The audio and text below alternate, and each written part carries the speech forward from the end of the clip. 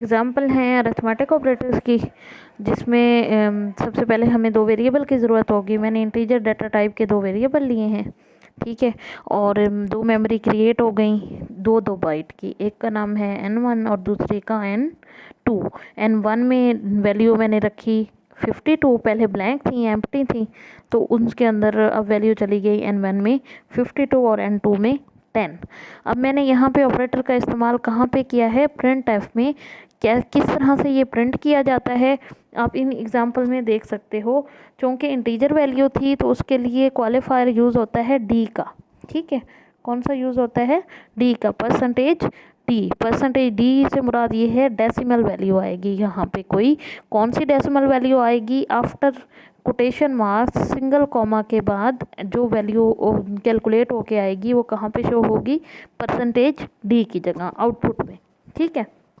आगे लिखा हुआ आएगा equal to sum of two digit number, और फिर क्या करेगा, N1 की वैल्यू को उठाएगा और N2 की वैल्यू को उठाएगा। दरमियान में हमने अरिथमेटिक ऑपरेटर कौन सा यूज़ किया है, प्लस का सिंबल यूज़ किया है, दोनों को प्लस करेगा। N1 की वैल्यू क्या रखवाई थी हमने 52 और N2 की वैल्यू 10, दोनों को जमा करेगा तो 62 इसका आंसर आ जाएगा, ठीक है। यहाँ पे हमने एडिशन का किया, उसके बाद दूसरा ऑपरेटर मैंने कौन सा यूज़ किया हुआ है, मैंने सब्ट्रैक्शन का यूज़ किया है। सब्ट्रैक्शन को कैसे यूज़ किया है, सेम आगे प्रिंट एफ की एक और इंस्ट्रक्शन मैंने उसको दी कि ये लाइन भी प्रिंट कराए, लेकिन यहाँ पे एक आप देख रहे होगे कि \n इस्तेमाल हो रहा है। \n का एक मखसूस मकसद है, उसका मकसद ये है कि \n से मुराद ये है कि नई लाइन में, यानी पिछला जो है वहाँ से लाइन ब्रेक करे, और सब्ट्रैक्शन जो लिखा हुआ आएगा वो आपको नई लाइन में लिखा हुआ आएगा, ठीक है।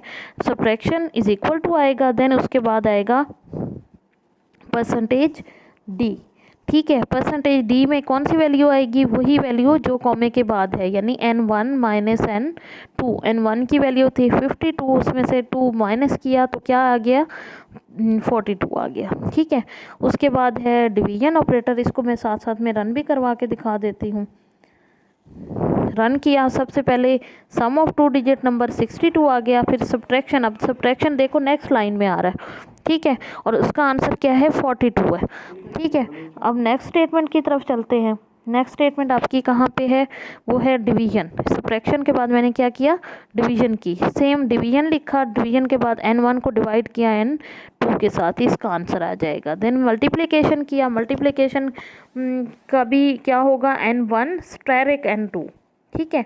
स्टेरिक का क्या मतलब होता है, स्टेरिक का मतलब यहाँ पे मल्टीप्लिकेशन है, इसमें एक्स इस्तेमाल नहीं होता, यानी क्रॉस इस्तेमाल नहीं होता, उसकी जगह कौन सा ऑपरेटर इस्तेमाल होता है, स्टेरिक का ऑपरेटर, ठीक है। देन रिमाइंडर, रिमाइंडर का मैंने आपको पहले भी थोड़ी सी बताया कि रिमाइंडर में जो रिमाइंडर बचता है वो आएगा, यानी N1 को डिवाइड किया, N1 की वैल्यू क्या थी 52 10 पे, और उसका डिवीजन का जो आंसर आएगा वो आएगा 5, जबकि N2 में ये जो रिमाइंडर है, रिमाइंडर में इसका आंसर आएगा 2, ठीक है। इन दोनों को रन करके देख लेते हैं। सब्ट्रैक्शन में क्या आया 42, डिवीजन में 5, मल्टीप्लिकेशन में क्या आया 5 20, एंड रिमाइंडर में क्या आया 2। रिमाइंडर में जैसे कि मैंने बताया 52 जो है वो कम्प्लीटली 10 पे डिविजिबल नहीं है, जिसकी वजह से 2 उसका बच जाएगा जो, और रिमाइंडर में आंसर क्या आएगा, परसेंटेज में आंसर आएगा 2 जो रिमाइंडर बच गया था। फिर है इंक्रीमेंट। इंक्रीमेंट में मैंने कि जैसे बताया कि ये इसमें मैंने पहले इंक्रीमेंट ऑपरेटर यूज़ किया है, उसके बाद वेरिएबल का नाम, यानी वेरिएबल N1 में जो वैल्यू पड़ी है उसमें क्या कर दे, एक जमा कर दे, ठीक है।